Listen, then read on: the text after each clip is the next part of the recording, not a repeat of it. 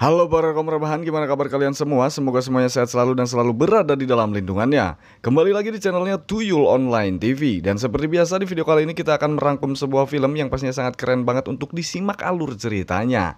Film yang akan kita bahas kali ini berjudul Faster yang dirilis pada tahun 2010. Oke, tanpa berlama-lama lagi, mending kita langsung masuk saja ke alur ceritanya. Film dimulai dengan terlihatnya seorang napi yang sudah dinyatakan bebas dari masa tahanannya. Pria ini bernama Driver. Saat si Driver sudah berada di luar, dia pun langsung berlari ke tempat mobil bekas yang sudah diketahui sebelumnya. Terlihat sebuah mobil yang sudah dia simpan sebelumnya di sini. Di dalam mobil itu si Driver mengambil sebuah berkas seorang pria yang diketahui dia bernama Prescott. Dia merupakan target pertama si Driver. Dia juga langsung menyiapkan senjata miliknya. Si Driver pun melajukan mobilnya dengan sangat cepat. Dan tak lama kemudian Driver sampai di sebuah kantor untuk mendatangi si Prescott yang sedang dia cari. Walau terdapat CCTV di ruangan kantor itu, tanpa pikir panjang dia pun langsung menembak si Prescott. Scenes pun berganti di mana terlihat dua orang yang sedang melakukan transaksi barang haram. Salah satunya adalah seorang detektif dari kepolisian. Dia bernama Jonas Holmes. Jonas ini juga terlihat mendatangi TKP penembakan si Prescott. Di TKP itu juga terlihat detektif wanita yang bernama Cicero yang merupakan rekan kerja dari Jonas. Cicero memperingatkan kepada Jonas untuk tidak mencampuri urusannya lagi. Namun karena Jonas sebentar lagi akan pensiun, dia memutuskan tetap ingin ikut dalam menumpas kasus ini. Pada malam harinya terlihat mendatangi seorang mafia yang tidak lain itu adalah temannya sendiri. Dia bernama Roy. Saat dia bertanya tentang informasi target selanjutnya kepada si Roy malah menaikkan harganya untuk berkas informasinya itu. Dikarenakan si Driver tidak ingin jika harus membayar lebih, Roy pun langsung memerintahkan anak buahnya yang bernama Kenny untuk menghajar Driver. Namun saat Kenny ini akan menghajarnya, dia melihat tato di tangan kiri si Driver, lalu malah memilih untuk kabur dan tidak ingin memiliki urusan dengan si Driver. Karena itu si Roy pun ikut ketakutan dan akhirnya memberikan informasi itu kepada si Driver dengan harga yang normal. Adegan pun berganti kepada seorang pria yang berada di rumah mewah. Dia adalah seorang pembunuh bayaran profesional yang dijuluki The Killer. Di rumah itu dia tinggal bersama pacarnya yang bernama Lily. Di saat mereka berdua akan bermain, tiba-tiba The Killer mendapatkan pesan di handphonenya untuk membunuh seseorang. Ternyata target yang harus dia bunuh adalah si Driver. Untuk menyelesaikan tugasnya kali ini, dengan cepat dia pun menyiapkan semua peralatan senjatanya yang berada di gudang miliknya. The Killer langsung bergegas pergi ke sebuah apartemen seorang kakek yang bernama Kenneth Dyson. Disitulah The Killer bisa menemukan si Driver karena diketahui si kakek ini adalah target si Driver selanjutnya. Di tempat lain terlihat detektif Cicero dan Jonas berhasil menemukan sedikit informasi tentang riwayat hidup Driver, di mana diketahui bahwa 10 tahun yang lalu si Driver adalah seorang pengemudi mobil yang handal. Karena keahliannya itu, si Driver ini diangkat menjadi seorang supir oleh kelompok mafia peretas bank. Tak hanya dirinya, dia bekerja bersama saudaranya yang bernama Gary. Adegan pun kembali lagi kepada si kakek ini. Karena sudah tua, kakek ini kesulitan untuk berjalan ke apartemennya. Dia pun dibantu untuk sampai di apartemennya oleh seorang gadis cantik. Saat sudah sampai di apartemennya, kakek itu pun menawarkan minuman kepada gadis cantik itu. Dan di luar apartemen terlihat si Driver yang sudah bersiap dengan senjatanya. The Killer yang mengetahui si Driver sudah datang, dia pun langsung mengikutinya. Lalu ketika si Cicero dan Jonas sedang melihat sebuah rekaman pada 10 tahun yang lalu, terlihat bahwa pada saat itu di rumah tempat persembunyiannya itu, si Driver, Gary, dan gengnya pun tiba-tiba digerebek oleh kelompok asing. Di antara orang asing itu terdapat si Prescott di dalamnya. Dan di rekaman tersebut si Prescott memaksa si Driver untuk memberitahu di mana tempat disembunyikannya uang-uang hasil curian mereka.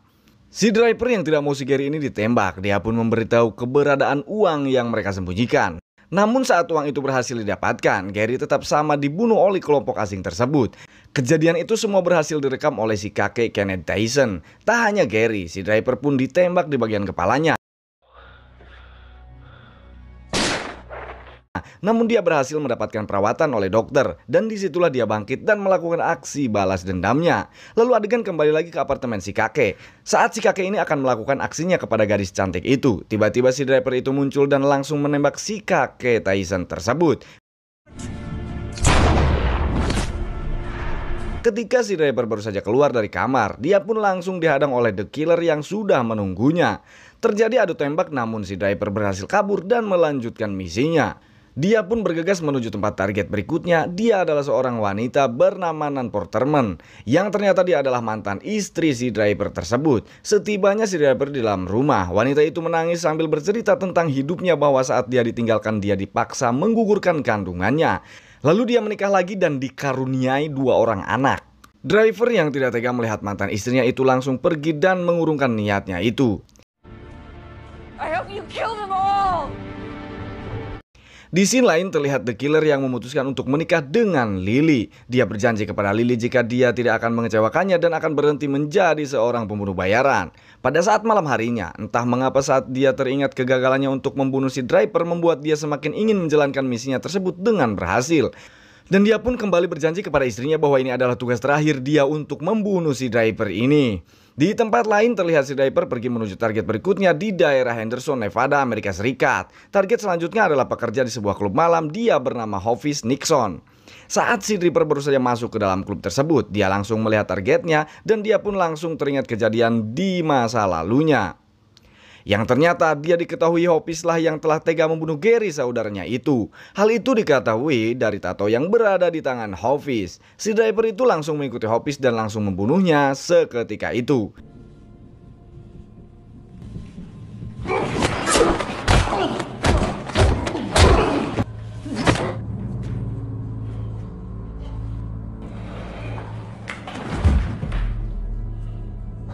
Sebelum Hovis tak sadarkan diri, dia menitipkan teleponnya untuk menyampaikan salam perpisahan kepada anaknya.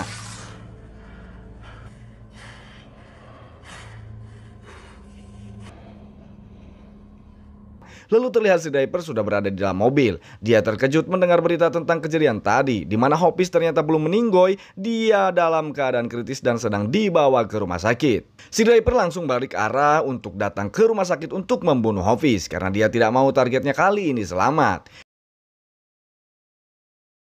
Pada saat driver tiba di rumah sakit, dia langsung masuk ke dalam ruang operasi dan langsung menembak Hovis. Jonas yang mengetahui hal itu pun langsung mengejar driver hingga ke sebuah basement.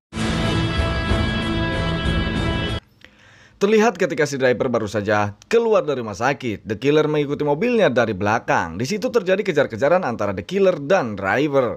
Driver tidak mempunyai urusan dan tidak bermaksud untuk membunuh The Killer, namun adu tembak pun tidak bisa dihentikan.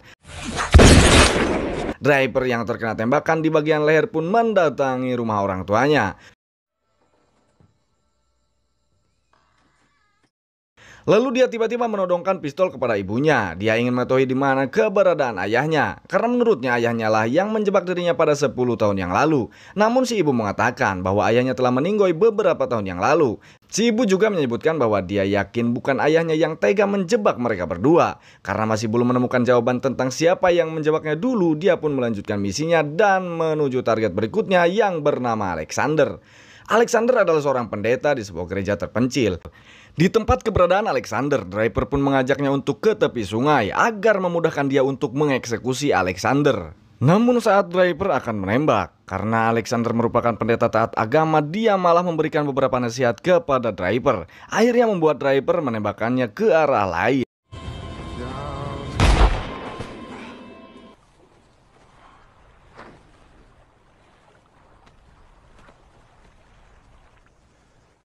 Setelah dia menerima nasihat dari Alexander, dia langsung masuk ke dalam gereja dan meletakkan pistol fotonya bersama Gary dan juga berkas target yang dia bawa. Namun saat dia sedang merenung, datanglah The Killer dari belakang dengan menodongkan pistolnya. Di dalam gereja terlihat The Killer sedang menanyakan kenapa dirinya selalu dihiraukan oleh driver. Driver mengatakan karena memang dirinya tidak mempunyai niat balas dendam kepada The Killer. Driver juga mengatakan kepada The Killer bahwa ada satu orang target lagi yang belum berhasil dia bunuh. Target selanjutnya itu adalah seorang yang mempekerjakan The Killer. Lalu tiba-tiba datanglah si Jonas ke dalam gereja dan menyuruh The Killer untuk menurunkan senjatanya. Namun tiba-tiba Jonas menembakkan pistolnya ke driver. Ternyata Jonas inilah orang yang menembak driver 10 tahun yang lalu. Dan ternyata juga dia diberitahu oleh pacarnya driver tentang persembunyian driver dan kelompoknya. Dan Jonas ini juga telah memperkerjakan The Killer untuk membunuh driver. Di sisi lain terlihat Jonas yang merasa puas karena di akhir masa pensiunnya dia berhasil membunuh Draper. Dia pun pergi ke tepi sungai dan menelpon istrinya. Dia mengatakan kepada istrinya bahwa akan membahagiakan keluarganya. Namun tiba-tiba Jonas ditembak si Draper dari belakang. Ternyata Draper tidak berhasil ditembak akibat plat besi yang terpasang akibat kejadian 10 tahun yang lalu di kepalanya. Metal plate. I can't feel anything.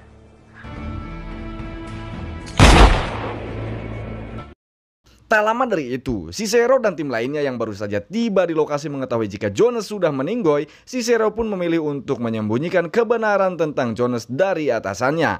Di tempat lain terlihat Draper yang merasa puas dan tenang karena telah membalaskan dendamnya. Dan film pun selesai. Jangan lupa like, comment, share, dan subscribe.